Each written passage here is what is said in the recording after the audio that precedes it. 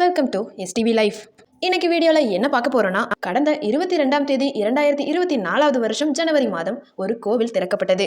அதாவது ராமர் பிறந்த இடமான அயோத்தியில ராமர் பிறந்த கோவிலை திறக்கப்பட்டது. அந்த கோவிலை கொண்டு வரதுக்கு பல போராட்டங்கள், பல இறப்புகள், பல இன்னல்களை தாண்டி தான் கட்டப்பட்டது. அது மட்டும் இல்லாம அந்த கோவிலோட திறப்பு விழாவிற்கு, அதாவது கும்பாபிஷேகத்திற்கு நிறைய பேர் இன்வைட் பண்ணியும் பல செலிபிரிட்டிஸ் வராம இருந்திருக்காங்க. அதுக்கு காரணம், அப்படி இந்த கோவிலோட வரலாறு என்னதாங்கிறத இந்த வீடியோல பார்க்கலாம். அதுக்கு முன்னாடி உங்களுடைய கருத்தை கமெண்ட்ல சொல்லுங்க.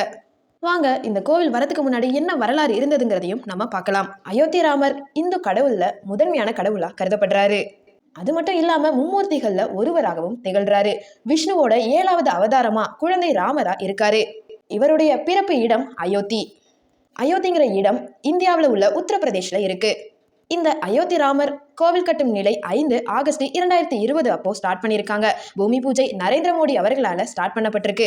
நம்ம எல்லாருக்குமே தெரியும், ராமாயணத்தோட காவியம் எப்படி இருக்கும்னா, குழந்தை ராமர் அயோத்தியில தான் பிறந்திருக்காரு. இன்னொரு விஷயம் என்னன்னா, இன்னைக்கு கட்டப்பட்டு கொண்டு இருக்கும் ராமர் கோவிலுக்கு முன்னாடி பாபர் மசூதின்னு ஒரு மசூதி கட்டப்பட்டிருக்கு. அந்த மசூதி எந்த நிலைமையில வந்திருக்குன்னா, ராமர் கோவில் ஆல்ரெடி இருந்திருக்கு. அவுரங்கசீப் அவர்களோட ஆட்சி நடந்து கொண்டுட்டு இருக்கும் பொழுது அந்த கோவிலை இடிக்கப்பட்டு பாபர் மசூதியுமே கட்டப்பட்டிருக்கிறதா சொல்லப்படுது. இந்த விஷயங்கள்லயே முஸ்லிம்களுக்கும் சரி இந்துக்களுக்குமே பல பிரச்சனைகள் எழுந்ததாகவும் காரணமா சொல்லப்படுது.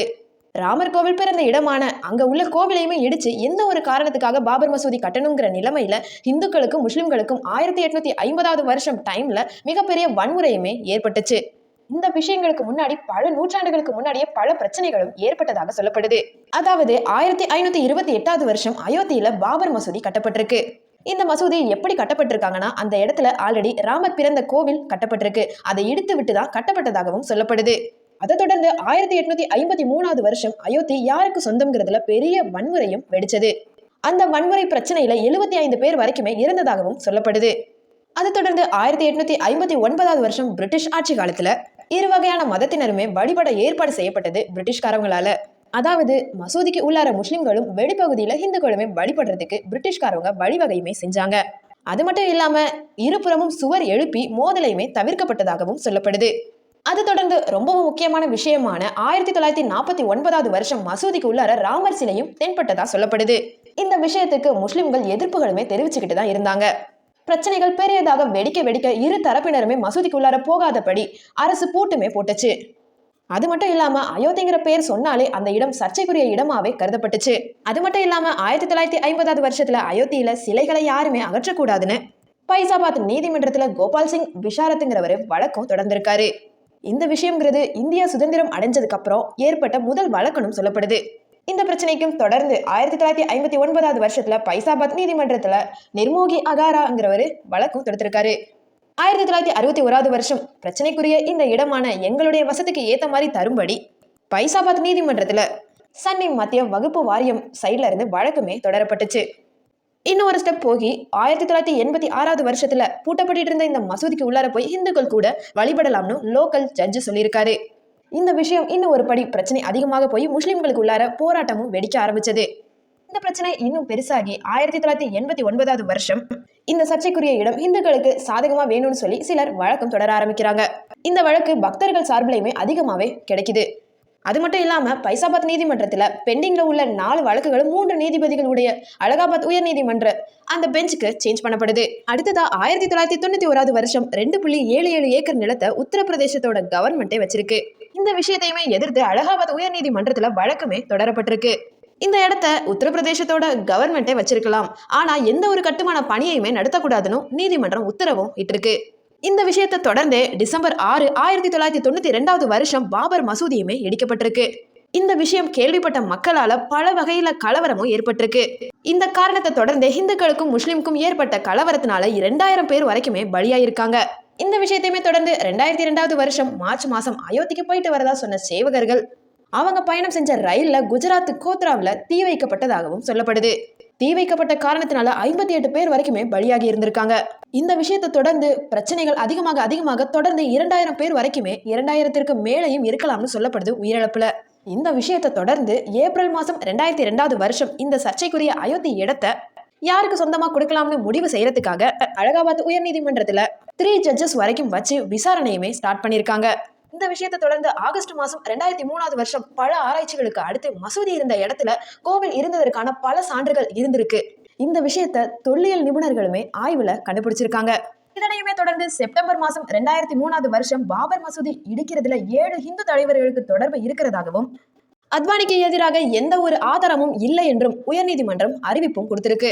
இந்த சிச்சுவேஷன்ஸை தொடர்ந்து எந்த ஒரு பிரச்சனையும் குறைஞ்ச மாதிரி தெரியல, அதிகமாக தான் ஆகிக்கொண்டே இருந்திருக்கு. இந்த விஷயத்தை தொடர்ந்து 2005 வருஷம் ஜூலை மாதம் அந்த பர்டிகுலர் பிளேஸ்ல வெடிபொருட்கள் ஏற்றிக்கொண்டு இருந்திருக்காங்க. அதுல ஜீப் மூலம் தாக்குதலும் ஏற்பட்டதா சொல்லப்படுது.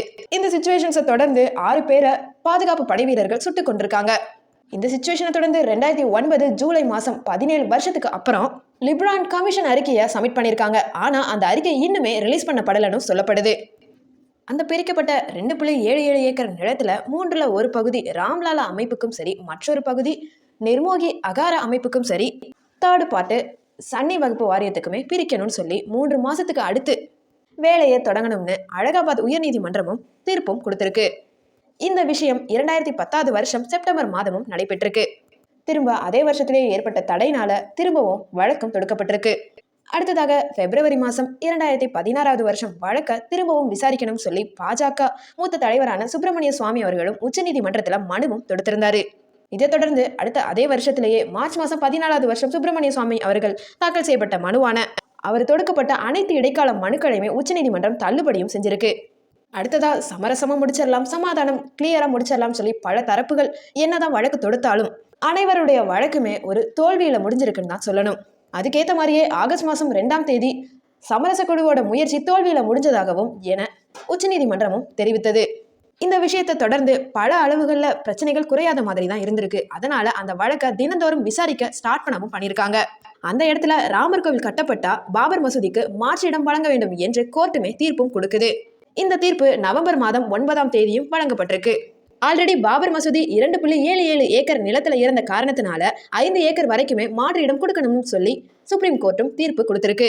அனைத்து விதமான போராட்டங்களையும் பல இறப்புகளையும் தாண்டி 2020 வருஷம் ஆகஸ்ட் மாதம் 5ஆம் தேதி அயோத்தியில ஸ்ரீராமர் கோவிலை கட்டணுங்கிறதுக்காக 2.77 ஏக்கர் இடத்திலையுமே அதை சுத்தி உள்ள ட்ரஸ்டுக்கு சொந்தமான 70 ஏக்கர் நிலத்திலும் மிகப்பெரிய அளவுல அந்த ஆலயம் அமைக்கப்பட வேண்டும்ங்கிறதுக்காக 2020 வருஷம் ஆகஸ்ட் மாதம் 5ஆம் தேதி அன்னைக்கு சுபயோக சுப வேளையில நம்ம இந்திய பிரதமர் நரேந்திர மோடி அவர்களால இந்த ஆலயம் அடிக்கல் நாட்டு விழாவும் நடந்திருக்கு.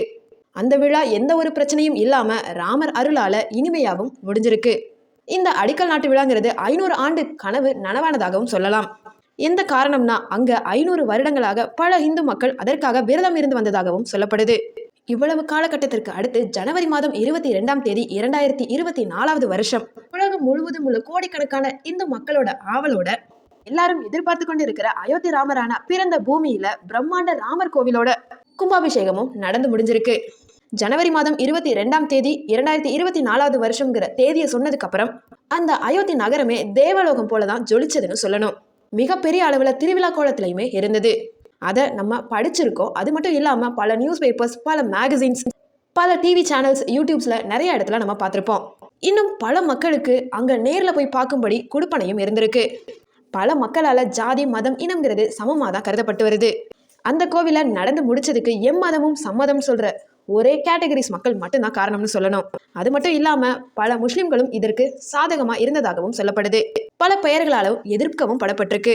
அது மட்டும் இல்லாம பல முஸ்லிம்களோட மனதை கஷ்டப்படுத்தின காரணத்தினால பல இந்துக்களுமே இந்த கோவிலுக்கு வர மறுத்திருக்காங்கன்னு சொல்லணும்.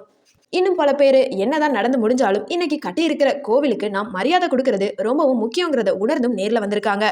இந்த விஷயத்தை தொடர்ந்து பல செலிபிரிட்டிஸ், பல பொலிட்டீஷியன்ஸ், பல ஜேர்னலிஸ்ட், பல நாடுகள்ல இருந்து நிறைய பேர் வந்திருந்தாங்க. எல்லா விஷயத்தையுமே நம்ம லைவ் டெலிகாஸ்ட்லையுமே பார்த்தோம். அதை தொடர்ந்து உங்களுக்கு இந்த ராமர் கோவில் கட்டினதோட நோக்கம் என்னவா இருக்கு, அது மட்டும் இல்லாம உங்களுக்கு இந்த அயோத்தி ராமர் கோவிலோட கருத்து என்னன்னு நீங்க கமெண்ட் பாக்ஸ்ல கொடுங்க. இந்த வீடியோ உங்களுக்கு பிடிச்சிருக்கும்னு நினைக்கிறேன். இந்த வீடியோ பிடிச்சிருந்துச்சுன்னா லைக் பண்ணுங்க, ஷேர் பண்ணுங்க, கமெண்ட் பண்ணுங்க, மறக்காம சப்ஸ்கிரைப் பண்ணிக்கோங்க. தேங்க்யூ ஸோ மச் ஃபார் வாட்சிங்.